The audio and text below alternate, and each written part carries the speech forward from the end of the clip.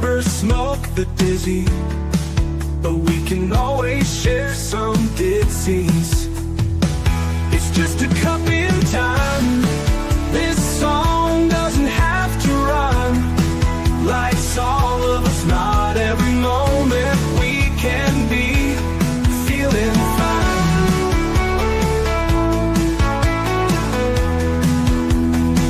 I wanna share a moment, just a second if you will, maybe even a cup of thrill.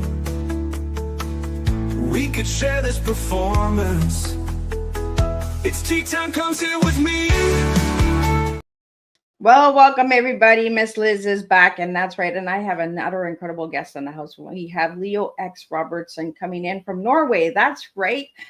So all of my cousins that are tuning in, I brought you a little homie here. So before we get started, we're going to get everybody over to Miss Liz's YouTube channel and Spotify and platforms and all that. Just like, subscribe, follow, all of that good stuff, and get these tea times out to all of the co-workers, friends, families, individuals in your community that you think it might pick up. Or if somebody just looking for something to listen to that's a little different, because Miss Liz doesn't serve a beverage, I serve.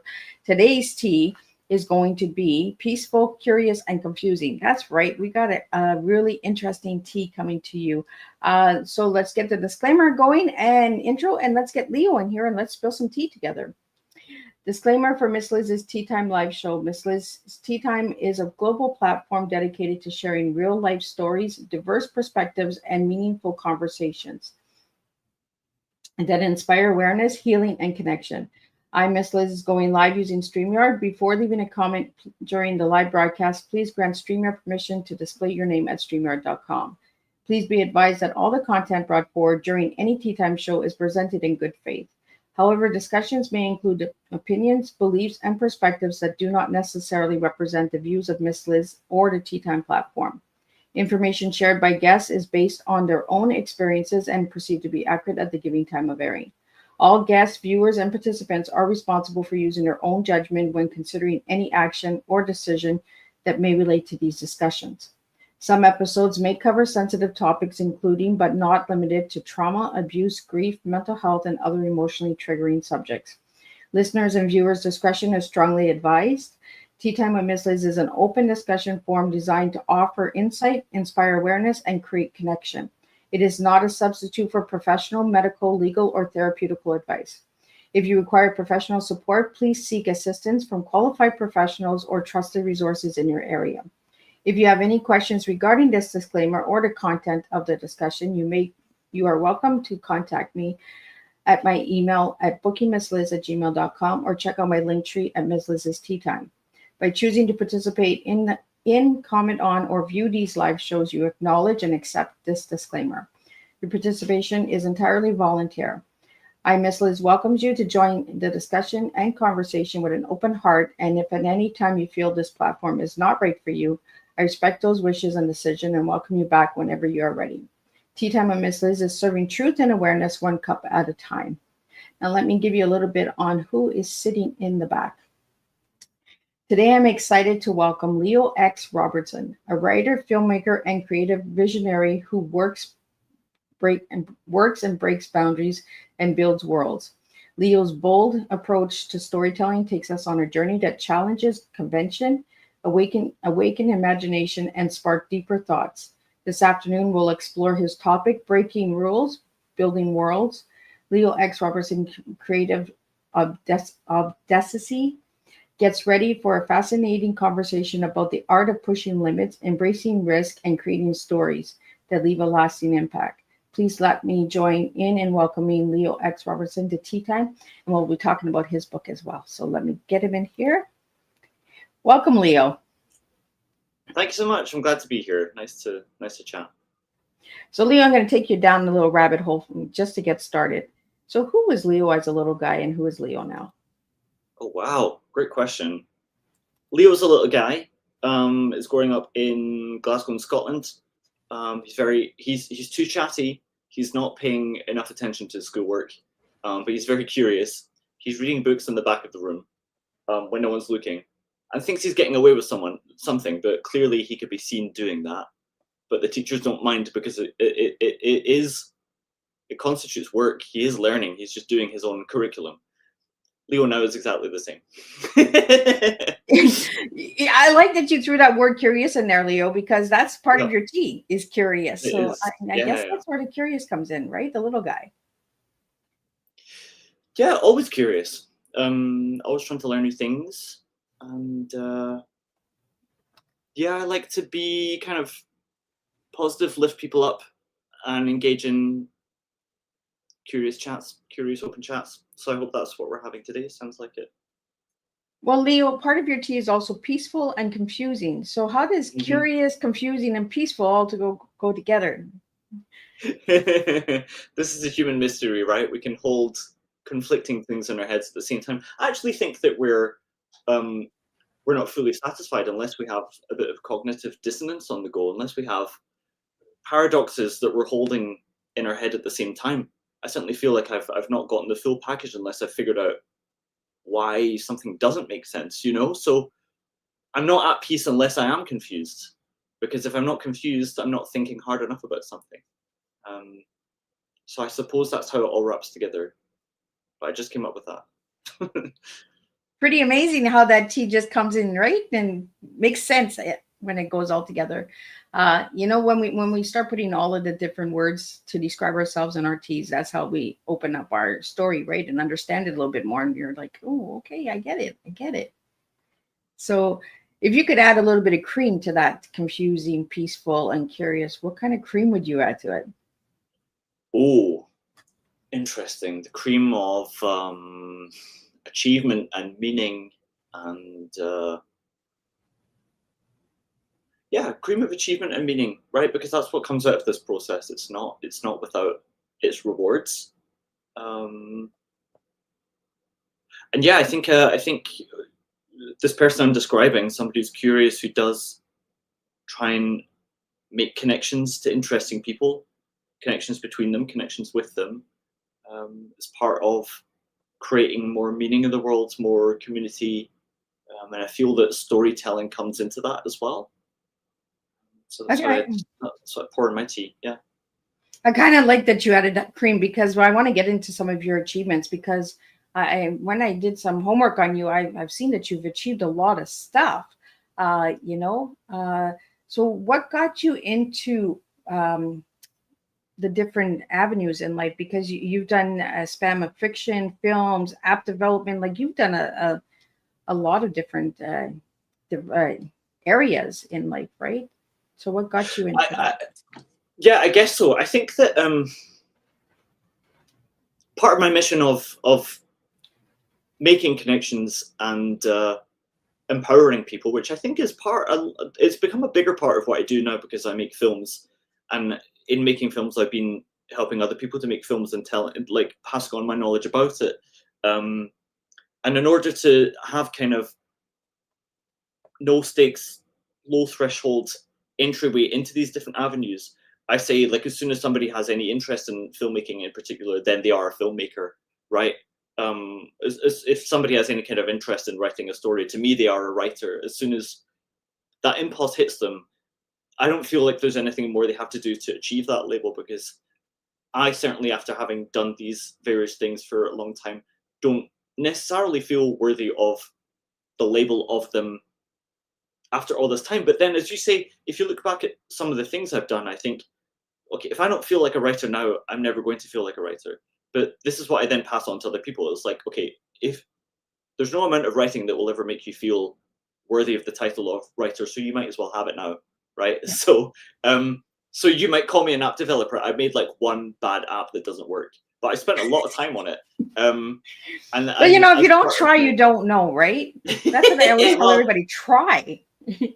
It's so rewarding though. Like it's amazing to me to have made a bad app that doesn't work. That's certainly more than I'd done last year. I hadn't made anything. But I think that, I mean, it sounds like your podcast is open to deeper conversations about people's lives. And I started writing after my mother passed away, because she loved she was an English teacher and she loved Shakespeare. And so it was like an avenue to keeping her alive in a way by pursuing one of her disciplines, or carrying on the torch of one of her passions, right? And then years later, my dad unfortunately passed away as well, but I used to love watching films with him.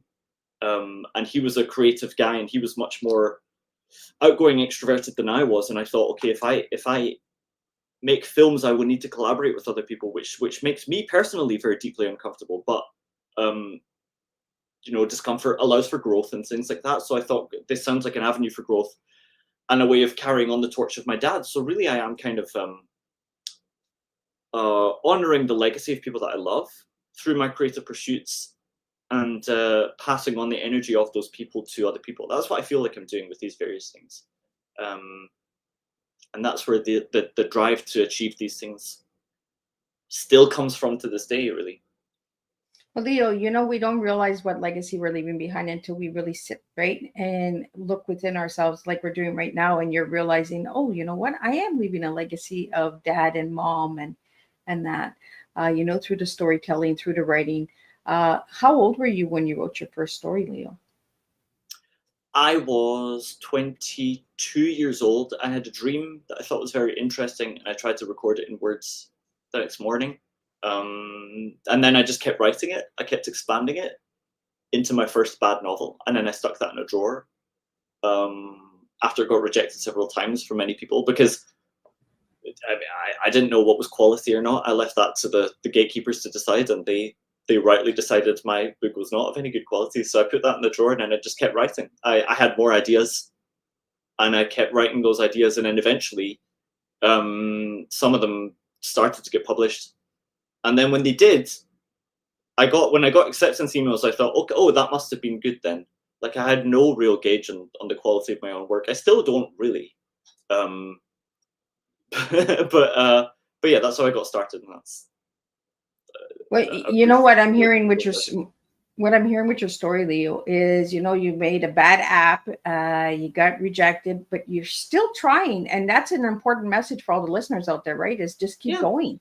You know, don't give up. Just try. If it fails, it fails. But you learn a lot from those failures. So what did it teach you about all of the bad app and the rejection? What did it teach you about yourself, Leo? Oh, it continues to teach me things all the time. I think that I think I've always been. I remain somebody who's a little bit afraid of feedback, but I found ways to seek it out, not necessarily safely, because it's never really a safe experience receiving feedback, but definitely in ways that are just beyond my comfort levels and not like way beyond them, right? So one other thing I started doing recently, and I'm doing tomorrow, is I have a stand-up comedy at an open mic. I've been doing that for the last 2 years, and it often comes with no laughter. Now I can have thought for like a whole month. I'll have like a 5-minute slot. I'll think for a whole month to try and create 5 minutes of things that I think are going to make people laugh, and I'll create 10 minutes and then crunch those down, and then I'll go, listen, I've thought about this for a whole month. It's only 5 minutes. This is the funniest stuff I could collect in that month. If you're not laughing at that, I know for a fact I did my best, you know. But it took me a whole month to put it together. Yeah. I think it's just this kind of, I'm trying to learn. I don't think any of us really achieve this Buddhist level of detachment from the outcome of our work, right? But certainly, having written for a really long time, or having made films for many years, when I show a film to somebody and they don't like it, or if I send out a story and it gets rejected from a place that I thought was definitely going to accept it, I think, listen, if after all this time and all of this work, I still don't have the answers here, like, I have to take the burden of knowing that off of myself now. And then I have to go into the world a bit more like that as well, and just go, listen, I'm out at dinner with friends, and I think we should talk about this. And this is the most interesting thing I can think to talk about. And if they don't really like it, it's taught me just how little of a sure gauge I have on how well or how badly I'm being received all the time in the world. And just to let go of trying to control that, and just being authentic and saying what you think is right in the moment and just doing your best, and then letting the outcomes be what they are. And I think that more than any success that can come from getting a book out, which I finally have a book out, and getting a film in a festival, which is also very thrilling. Being seen to do this process in public inspires other people to do it. And that is the biggest takeaway I can give people, is to let people, is to model how I think a person should act, and let that inspire other people to act in that way if they think it works for them also. Whew, that was a long answer. There you go. I like the long answers. You know why? Because then I don't have to talk. I can just listen. I know. I thought so. Yeah. This is my I guess best we're guess on of a the good spot. It's not me. podcast It's guest, yeah. you. Let's talk about your book, because Mickey sent me your book called Barhopping for Astronauts. I'm going to pull up the book so you can describe the cover a little bit on how you got it and all that good stuff, and what inspired you to write this book. Yeah, sure. So here comes the cover. Yes, full title is Barhopping for Astronauts: Cosmic Horror, Late Stage Capitalism, and Other Light Reading. It's a collection of sci-fi short stories that I've written over a period of 10 years or something. Now, as I say, I start things very badly, and a lot of that 10 years was learning how to write sci-fi short stories, which I think are the toughest ones to write, because not only do you need to create, in any kind of short story, you need compelling characters, you need a plot, you need a turning point, all of these you need a setting, you need all of these things to be justified. In a sci-fi short story, you also need to introduce a new technology. You also need to tell a story that justifies the need for that new technology to be there, have it be understood by the reader, and have it be used in a story that tells us something about ourselves. It's the biggest challenge I can think of, I think, to write a sci-fi short story, and so I'm particularly proud of this book. And I think it's very accessible. Not all of my writing is, but this one I think is a great entryway into my writing. Some of the stories were published previously by Pulp Literature, who are the publisher. They published them in their magazine, and so I thought maybe they will like a full collection. They hadn't published something like this before, so I was just I wasn't very sure that they were going to accept it, and when they did, I was thrilled. And we've been editing these stories together over the last few months, I think. And the cover came from their artist, and they've done a beautiful job of that, because I think it represents the kind of the colorful chaos of the stories and the different range of them. So I'm very pleased with how it looks and how the book. So Leo, Leo, do you want to share a little bit about what the cover looks like for the audio listeners that may not see the video? Yeah, absolutely. So we're looking at a beautiful sky over a futuristic city in silhouette.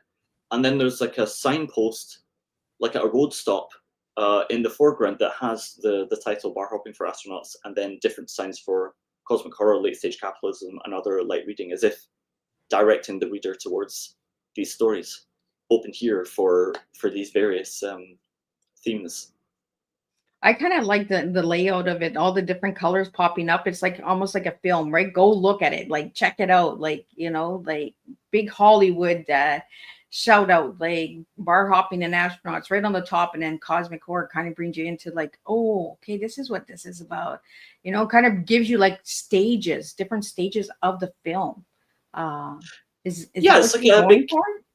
I guess like a big gaudy Times Square neon, like roll up and get your short stories here kind of thing. To me, it gives me that. Yeah, definitely got it. Yeah, I think you got it there. Yeah, that's what we're going for. Yeah, that's what I got from it. And so any of my viewers out there or listeners out there, when you check out the cover, and check out the book. The book is available, correct, Leo? It's coming out mid-October. I don't think we have a proper release date yet. But if you go to the website, you can pre-order and get it along with back issues of the magazine as well, which is awesome. I highly recommend that. Awesome. So how do cosmic horror and social critique intertwine in your storytelling? Well, some of these stories I wrote in my 20s when I was a bit more lost and pessimistic, I suppose, and I think that's what cosmic horror is for. I mean, for me, I think of Lovecraft, or I just read Robert Chambers' The King in Yellow, stories like that. It's where kind of inexplicable dark forces of the universe intervene with ordinary humans in ways that are inexplicable to them. And I certainly feel like that at times. I mean, with the loss of my parents and so on, you always wonder, is there a grander logic here, and what could it possibly be, and how could it possibly be benevolent, right? And that's the horror of those types of stories. The cosmic horror element in this book, it makes me think of a story called The Glow in particular, which is about a woman who goes to an island of plastic in the sea, where she believes her sister is living with a cult that worships glowing plants that seem to have come from an extraterrestrial source. And so it's just this idea that you can grow up with someone like a sister. I was thinking of my own sister, I think, when I wrote the story, and I'm very close to her. But you can love somebody very dearly and think that they will be in your life your entire life. But as we know, there are forces like cults that can take people from very loving families. And so I've added a cosmic horror element of this because there's something cosmic horror about cults, this idea that something unknowable, inexplicable, and perhaps too strong for you to combat can take away something that you love. Yeah. So have you had a personal experience with cults, Leo? Thankfully not. Beyond my obsession with the documentaries and full knowledge that if they'd found me at a younger age, I might have been very attracted to the notion of joining one. So I approach cults with fascination and absolutely no judgment for who gets involved in them, but with definite fear as well. So is that something you're drawn to, like to understand it more? Definitely. I think I'm drawn to understand. I'm drawn to not judge people who seek meaning in unconventional places because life is difficult and at times it seems meaningless, and therefore we jump upon sources of meaning that are unconventional, that might harm us even, but you're still thankful that the source of meaning is there, even if it is harmful. Yeah. So I'm interested in exploring these types of themes in stories. Yeah. Yeah, I'm drawn to understanding the mindset, right? Of what starts it, what creates it, and what continues it. Because cults come together and then cults fall apart. So what's the underlining of it, right? I know we're going off topic here, but sometimes we have to slip the teeth and kind of go down some rabbit holes to understand it. We have a listener here that's asking you mentioned your sister. So did your sister experience a personal experience with a cult, or was she drawn to one? Or no, not at all. I think that my sister, I love her dearly. Shout out to my sister Chloe. She's a great person. She's very close to me in my life. But then, when she is 5 years older than me, so I was very close to her, and she was very important to me growing up, especially as a nervous teenager going to school, and I didn't really enjoy it. But she went to the same school, and she was older, and older people are always cooler, right? So they introduce you to their friends, and you're like, oh, this is so cool. And she took me to the restaurant where she works, and on my birthday once, and everyone was like, oh my God, it's Leo's birthday. And I was like, I can't believe all these cool adults know it's my birthday, right? But then she went away to university in St. Andrews when I was in Glasgow. And this is, I guess, the first experience of me being just distant from her and understanding that people will pursue different paths in life where they are distant from you. So thankfully, it's never gotten that extreme. But with storytelling, you can take these smaller losses you experience and then extrapolate them into something bigger and imagine how they could be much worse than they are. So there's a true emotional core to it. But thankfully, me and my sister remain very close to this day. Well, shout out to big sisters, right? Big sisters everywhere. They're the best. Right? Shout out to all the big sisters out there. I'm a big sister, so okay, I see what you're up to. Yeah. Get yourself a shout out. Yeah. Right? A little shout out here and there. We have a question that came in here for you. Many describe your work as part of the transgression friction new wave. Yeah. What does that term mean to you personally? Well, I've just been reading. I love commercial fiction, right? I love fiction that what I think of as commercial or mainstream is something that is going to challenge me, but not in a way that really disturbs me or makes me deeply uncomfortable. It can challenge me intellectually or emotionally in a way that respects kind of various conventional boundaries that I might have in order to please a broad audience. I totally understand that perspective, and I love reading that kind of thing. When I talk about this book that's coming out, Barhopping for Astronauts, this is something that I feel could be appropriate for general audience. But I certainly have other work that is not appropriate for general audience, in that it pushes taboos and boundaries that are unacceptable for dinner table discussion, we will say. And I find so much value in that, because fiction can go anywhere. We talked about pushing limits, breaking boundaries as part of this conversation. And you can create stories to imagine, to test the limits of morals and social conventions and better understand why they are there. You know, I think it's very difficult to create a transgressive story that is in itself immoral, even if immoral things happen in it. But certainly to me, transgressive means tasteless, even, you know, almost willfully tasteless. I love that, but I love that kind of thing in fiction.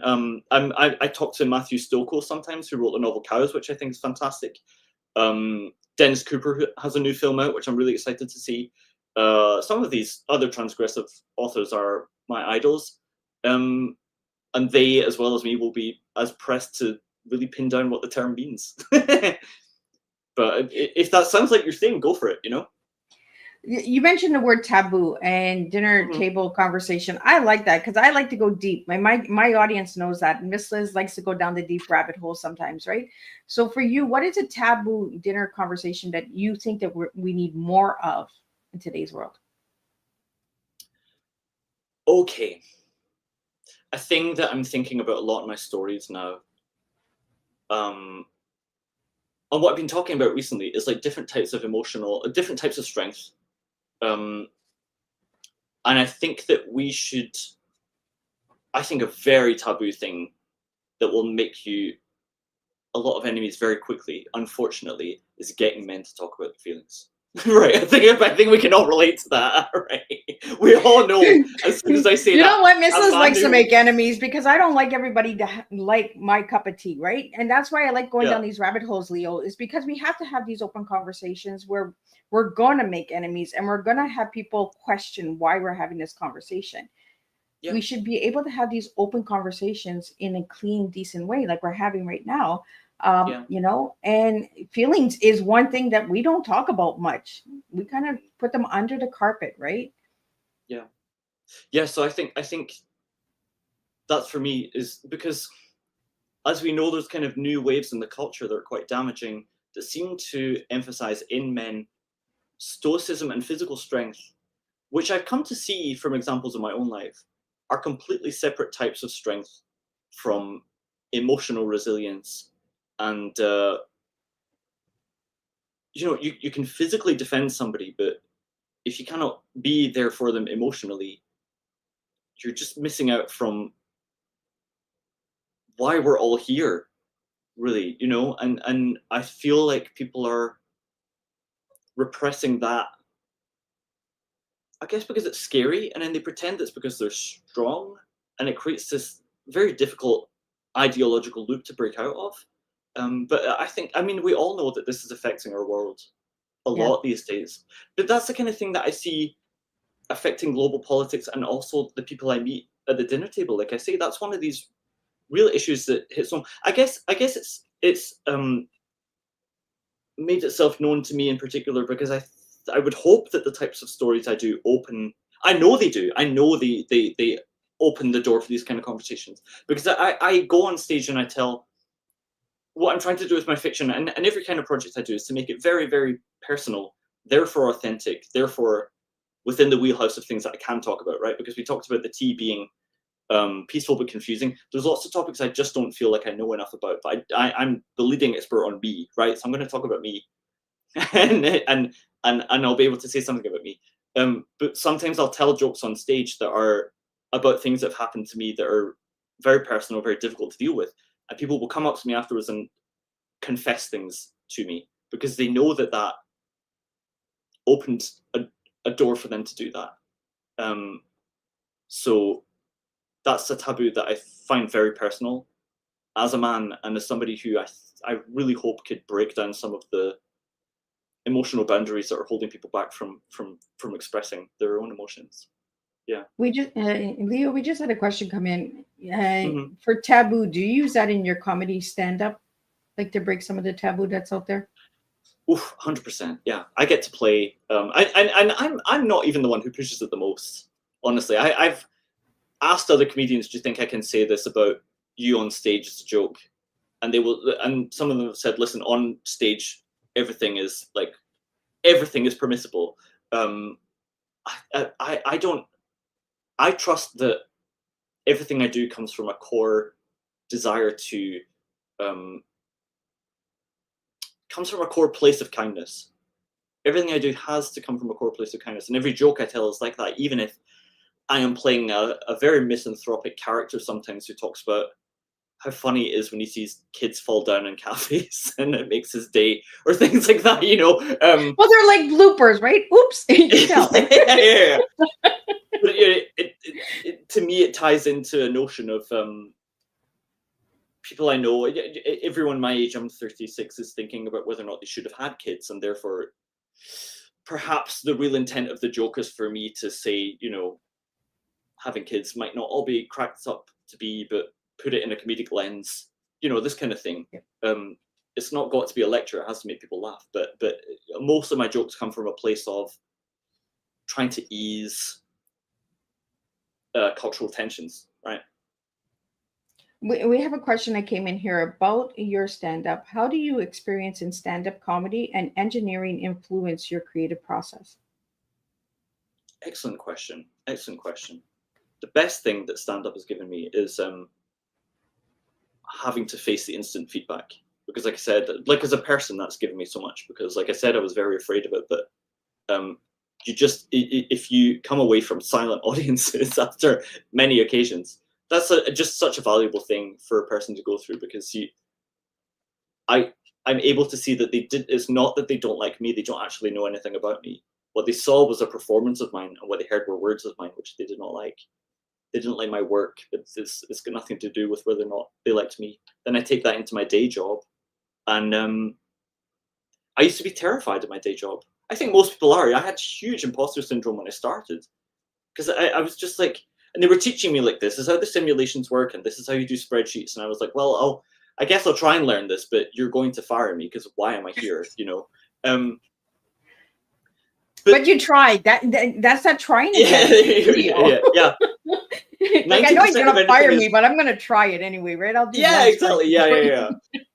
But of course, you know, living life without that horrible attitude of feeling like you're always going to get caught out is much more pleasant. So I definitely advocate trying to ease that, and comedy has definitely helped me with that. And and engineering, what does that give me? Gives me a real connection to the world, because engineering is a hugely hierarchical and meritocratic world, right? If you've got the grades, you get in, you get the good job, you get a set amount of money every month. The artistic world is not like that whatsoever. You could be working 20 years and making nothing. You can have just started to be making millions, right? Your work can be objectively brilliant or objectively not brilliant, or subjectively brilliant to one person but not to another.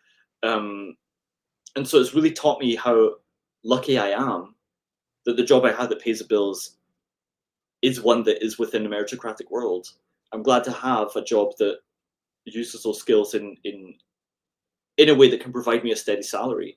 And I feel very fortunate. And engineering can be a bubble where engineers only talk to other engineers, and then they can become a little too interested in this hierarchy and who's better or worse than anyone else, because who's done this longer than anyone else, who knows anything more than anyone else. But dipping my toes into the arts, and where I don't see that structure at all, I'm just glad that such a structure exists, and I'm glad to step outside of it as well and not take it too seriously. I hope that answers the question. Well, it kind of goes into the next question that just came in. What challenges have you faced balancing autistic authenticity with industry expectations? What was the first part I balanced with industry expectations? What challenges have you faced balancing autistic authenticity with industry expectations? Autistic authenticity, is it? Yep. Okay, interesting. Oh my God, so many. I mean, I spent See, we so go down much. the rabbit holes because this is what it does, right? Is these questions How come did in you and I'm even just know like, this? I'm Where did this curious too. information Like, I come want to from know me? too. I have huge. Every morning at my work, there's like a coffee half hour where everyone sits and has a chat and has a laugh, and I can't even stand the noise of it, so I have to go into a quiet room. Or Can't put stand that earplugs coffee. in. I'm going. Yeah. And then they think like, oh, Leo doesn't like me. I think I often pursue these artistic avenues because lots of artists pursue the arts because they find themselves so inarticulate face to face, right? And I feel like, or just when I take a book to lunch, I have to read at lunch, and people come up and try and save me from my book because they think there's something wrong with me that I can't connect with other people. And really, I don't want saved from my book. I just want to recharge at lunch by reading. But you know what, engineering world, you're going to find lots of other people like that, so I don't feel alone in it. I hope I'm a bit of a trailblazer in the way that I act in the office, because I know there's other people who want to act that way. And you know, we've got to protect our own energy, and we've got to look after ourselves, and know how to look after ourselves, because nobody's going to notice if you're sitting at a coffee table with other people, plastering a smile on and not knowing what to say. It's not going to serve you or them. Well, it's saving the energy, right? Saving your balance. Yeah, And it's I okay think to also, say, you know what, this is not my cup of coffee. This is not my cup of tea. I'm just gonna go and recharge myself over there by myself, and kind of get the energy up inside myself, the inner energy, right? And we don't talk about that enough, is that, we're not trying to be rude or trying to say no, but we know how authentic we are. So we can't sit at that table and just put on that plastic smile and say, you know what, yeah, okay, I like this conversation, when really we don't.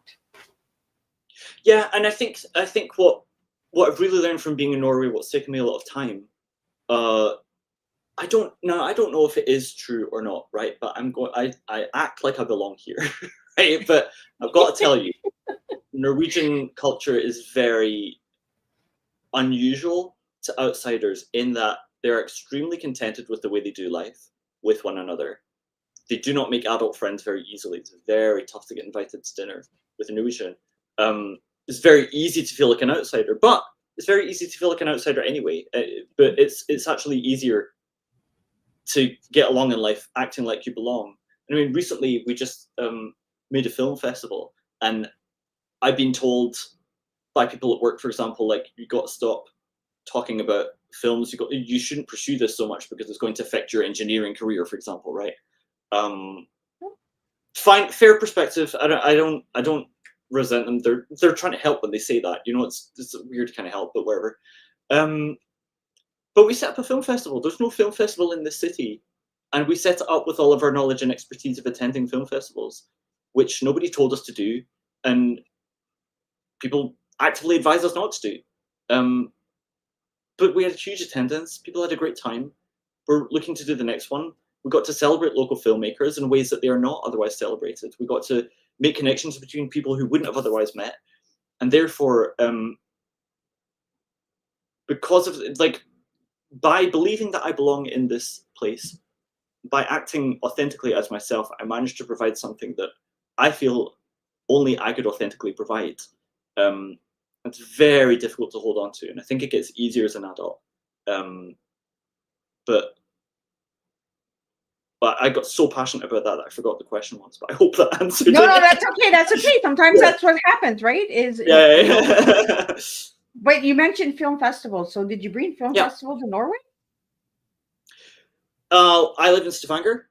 Stavanger now has a film festival. It is our festival. It's called the Stavanger Indie International Film Festival. We did it at the end of August. We're going to do it every year. We're already planning next year. It's going to be bigger and better.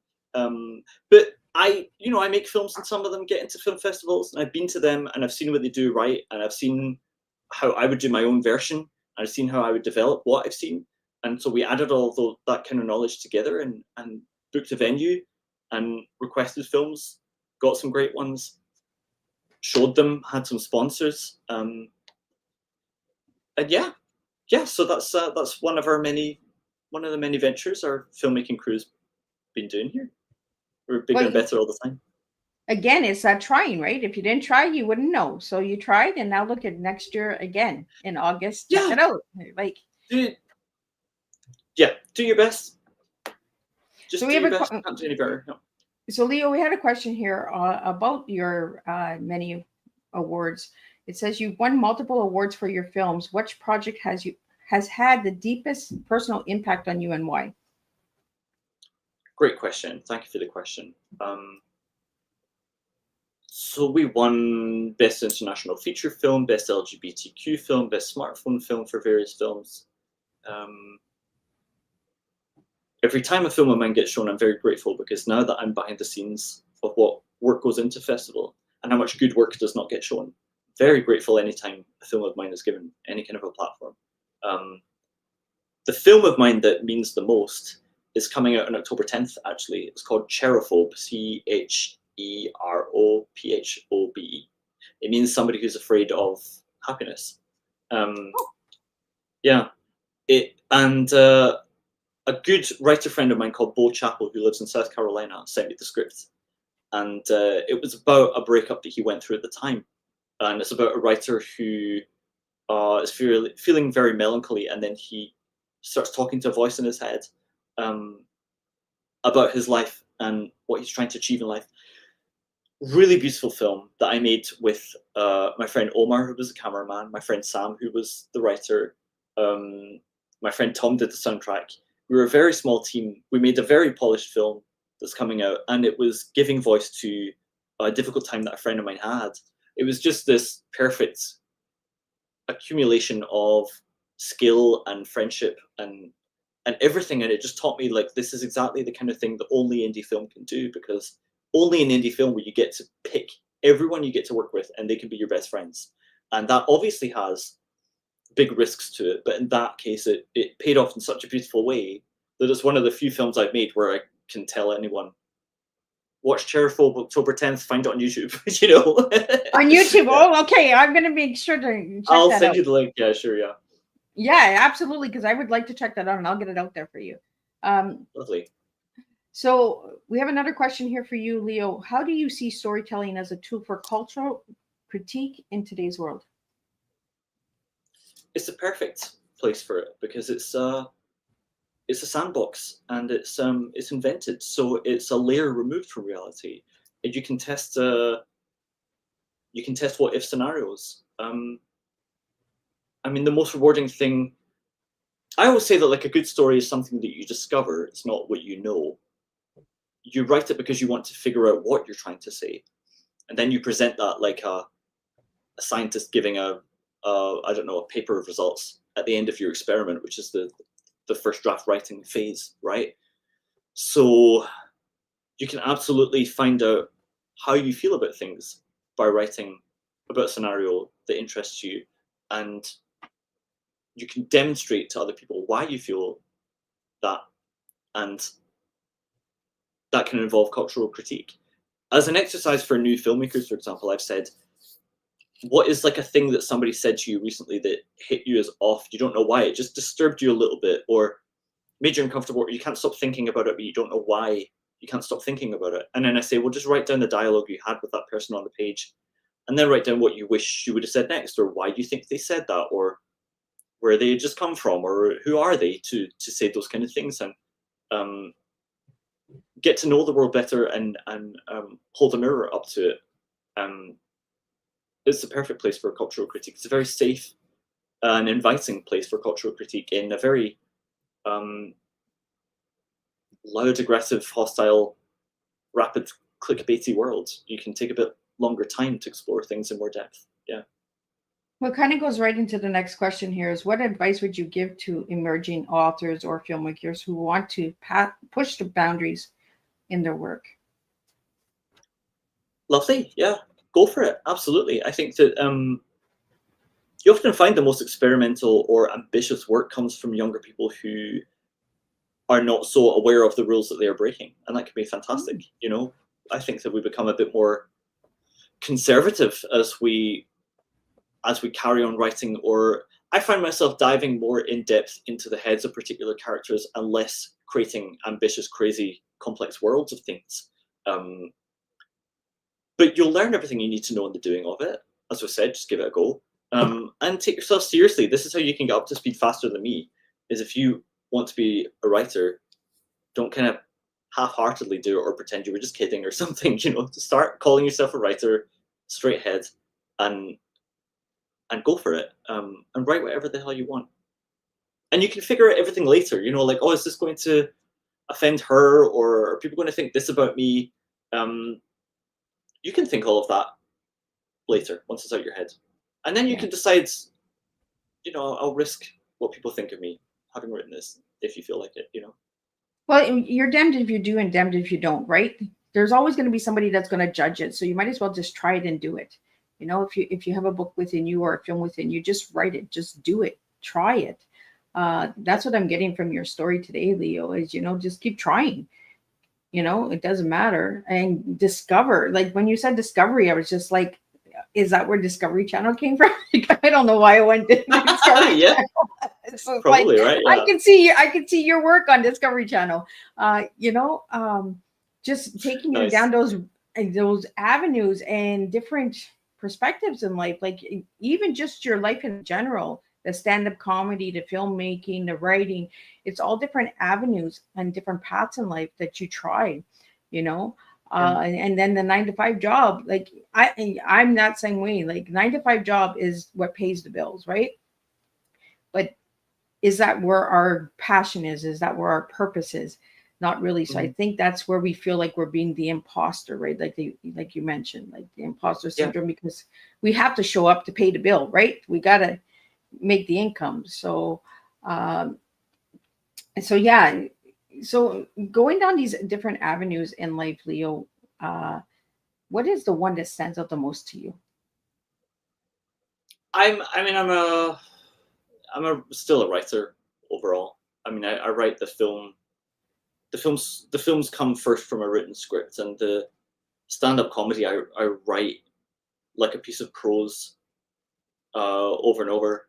And you know, I think that comedy is the one that is the most kind of, I don't know, like each of these different pursuits.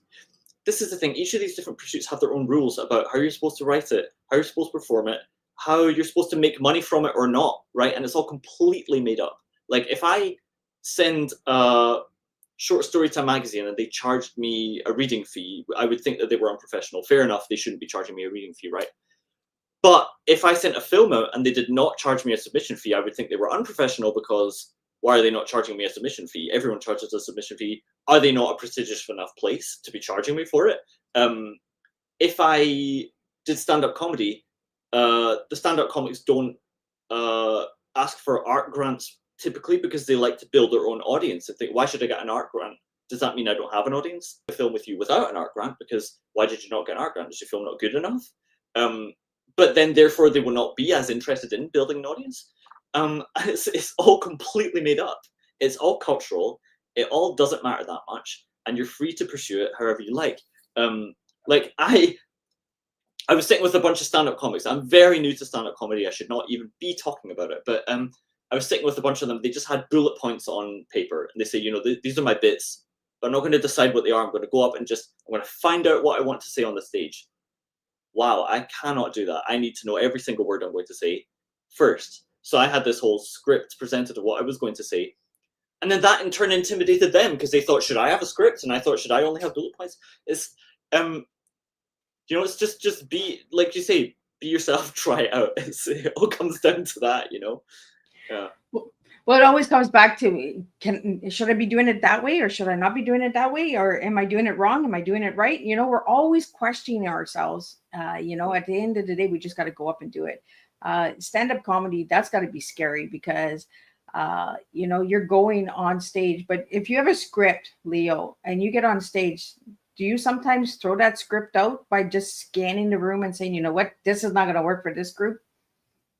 100%. Oh my god, yeah. There's so you're just like, okay, that didn't land. We're not doing the next paragraph. Like, we're gonna skip 4 and 5, and we're gonna jump to 7. And yeah, but worse, you just go like, well, I only practice 1 to 7, and I've got to be here for 5 minutes, so you're getting the full thing one way or another, you know. 4 and 5 are slipping in at the end. Yeah, it's like I lost you in 1 and 2. 3, 4, 5, 6, 7 are not going to work, but I still have time, so I'm going to say them, you know. Yeah. I can see you being an amazing stand-up comedy, because just having this conversation with you, you know, like we went down some rabbit holes and some really, personal rabbit holes as well. And we got some chuckles out of it. So we got some giggles out of it, and the listeners are chuckling around with us, and, you know, they're enjoying it. So, but we do have a couple more questions before we wrap up. We're almost at the end here, and I want to get those out to you because I think that these ones are pretty cool. First book or film that blew your mind? First book that blew my mind, and I wouldn't necessarily recommend it anyway, was We Need to Talk About Kevin. You might remember that one. Lionel Shriver. It's about a mother whose son is a school shooter. But I read that when I was 19, and all of the anxieties that this mother had about having kids one day were mine, and I didn't know you could say them.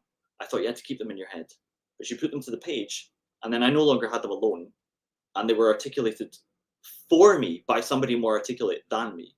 And then I thought, wow, this is the job of a writer, because I feel so connected. And then this, I suppose, ties into the transgression, is because I was found in the taboo, right? I was found in the things you're not supposed to say, and I suppose I became compelled to write things you're not supposed to say, to give that feeling to other people, because that was hugely influential to me at the time. Would I recommend it now? I wouldn't even recommend it at the time. It's a very dark book. First film that blew me away, and I've been talking about it again recently, is Lost in Translation, which I saw with my dad when I was 15 years old. And I think the thing about it that fascinates me even more now is that it is a time pre-social media, pre-internet proliferation. So when these characters are in Japan by themselves and they don't know anyone, they really have no connection. They can't go online and talk to people. They have to wait for their friends to wake up. You know, one guy gets a fax in the middle of the night. It just has captured this loneliness that really feels like a pre-internet feeling. Not a particularly nice one, but it's just interesting to see it captured on film. And so that is an interesting function of film to me. The notion of capturing a particular place and time that people can go back to and have those feelings re-evoked. And this question, what does pushing boundaries mean to you in 2025? Hoi. In 2025. Like I say, I have a wheelhouse, right, which is male intimacy. That fascinates me. So picking one thing that I think I can say something definitely about, that's what it means in 2025. Because I feel like we're very much called to comment broadly on topics we've only just heard of, and vilified, therefore, for our completely uneducated opinions. So, yeah, it means speaking eloquently and kindly, but firmly, about topics you definitely know something about. Wow. Well, thanks for sharing that, Leo. The next one, a dream collaboration, living or dead? Oh, I'm trying to get Dennis Cooper to come show us his film. That's a secret, but he's got this film out called Room Temperature. I know it's going to be fantastic. His last film was Permanent Green Light, which did not get enough viewers. You can find it on Vimeo. I'm no way connected to him. I just love this film. It's a fantastic indie film. I would love to talk to him. Dream collaborator, dead. I would love to have a coffee with Albert Camus and talk about how amazing it is that, you know, coffee isn't poisoned, or maybe it is. Nobody knows when our last day is. Ha ha ha. You know, I think he's just I revisit his books so often because he not only understood the absolute depths of the absurdness of existing, but was able to have a laugh about them. So huge inspiration for me. Yeah. Pretty cool.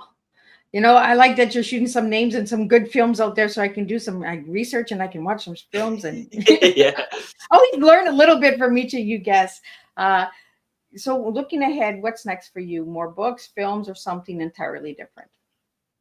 Everything all at once. I made a list. I had to make a list today because I was like, how am I ever going to do all of this? It's very exciting to have a huge list of stuff that I haven't done yet, but I have 2 films in post-production. I have 3 full drafted novels to polish.